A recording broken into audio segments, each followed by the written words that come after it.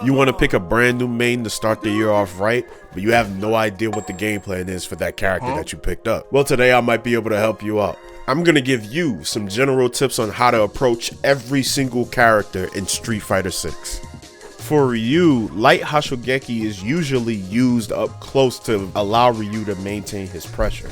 But did you know that you can use light Hashogeki from a distance as a fake fireball to throw off your opponents trying to parry your Hadouken? This is a very sneaky tactic to drain your opponent's drive gauge and make them more scared of your overall fireball pressure.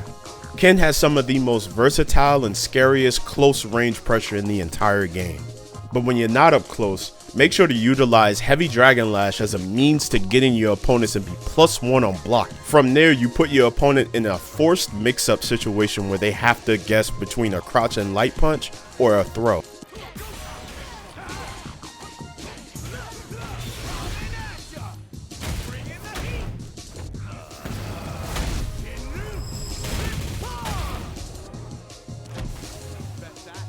Arguably one of the strongest aspects of Juri is her drive rush. Juri's drive rush standing medium kick is really strong as a general approach to her opponents. It's also possible to land a follow-up combo on hit or allow for you to continue pressure on the opponent.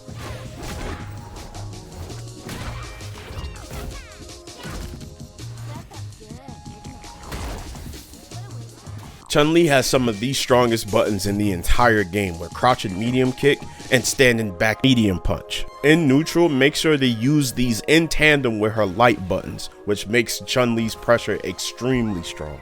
Chun-Li's EX lightning legs are 8 frames of startup and can be used to punish moves that are -8 on blocks such as Luke's sweep. Sweeps at max range can sometimes be very difficult to punish, and Chun-Li's EX lightning legs are perfect for that kind of situation, which can lead to huge damage reward. Majority of Jamie's strategies revolve around him getting his drink level to level 4. So learn to space Jamie's palm strikes when playing neutral to knock the opponent backwards and get the upper hand with drinks to unlock the rest of his kit. If you love the bait and switch style of boxers, Ed is definitely for you. Ed normally doesn't have a throw loop. However, he can circumvent this by using his Psycho Snatcher to pull you in on wake up for another throw. Ed can also use Psycho Snatcher to beat invincible wake up options, including supers. For the supers he can't snatch, he could just avoid them entirely using his back sway.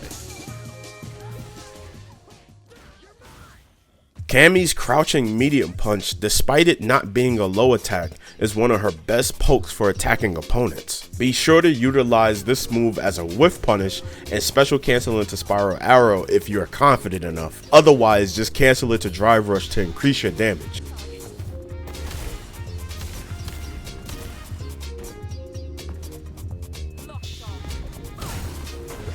If the opponent does decide to block the crouching medium punch into drive rush, you can mount pressure from the drive rush cancel. Marisa is a lot more than just going in and to make your opponent explode. Since Gladius can be charged, make sure to change the timings you throw it out. This can make it very difficult for your opponent to whiff punish you. Also, Marisa can bait out drive impacts by doing low medium punch into light Gladius.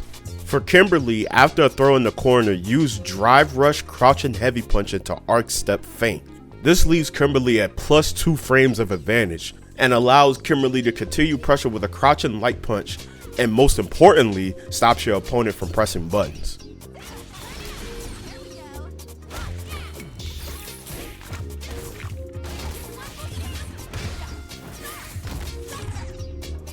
With Rashid, learn how to utilize his level 2 in matches when the opponent's HP is low to checkmate the game. Be sure to utilize his wind mechanic as well to create tricky situations such as throw baiting and anti-airing them when they jump. For Luke, you should utilize crouch and medium punch as one of your main go-to pokes in neutral. Crouch and medium punch has a 6 frame startup, which means it's really fast and can be used as an on-block punish for many things, such as Jamie's records, which can lead to big damage.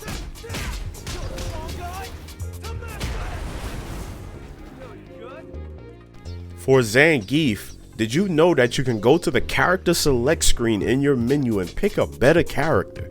It's actually not that difficult. Don't let this low tier hero fool you. Aki is very slippery and hard to deal with in the right hands. Use Aki's EX command dash to escape pressure situation with lights and even in the corner. If you don't abuse it too much, this can be used as a great surprise escape to get yourself out of very dangerous pressure situations.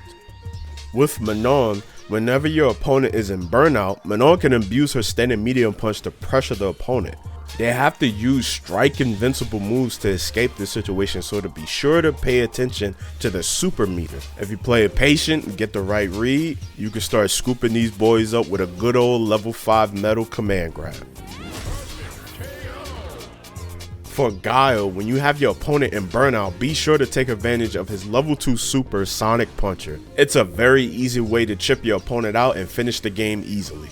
For Lily the Last Airbender, her game plan is fairly straightforward and simple, but requires a lot of proper timing. Be sure to keep wind stocks available to utilize Condor Spire to advance through projectiles. For Dee Jay, utilize his light Soulbot kick to poke your opponents and deal damage to their drive gauge. Remember, spacing is key with this move because it is -6 on block, which means you could get punished by quick pokes like Luke's crouching medium punch. For JP, I'm not gonna lie to you, you already won at the character select screen. Do you really need tips?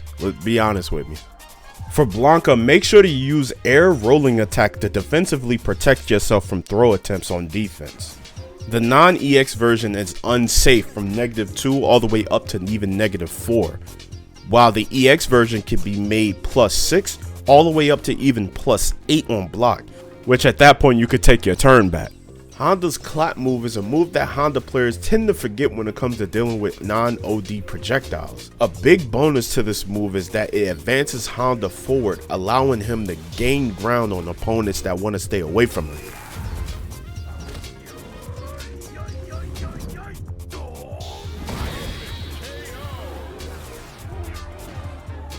Dalsim's Yoga Arc is a strong tool in neutral game to throw off your opponent's approaches. The EX version persists and bounces more than once, so you could get even more creative with it when using Dalsim's Yoga Teleport left-right mix-up situations. And that is all for today. If you guys enjoy this kind of content, make sure you hit the like button, subscribe, and if you guys are interested in more guide content, make sure you click the playlist on the screen right now.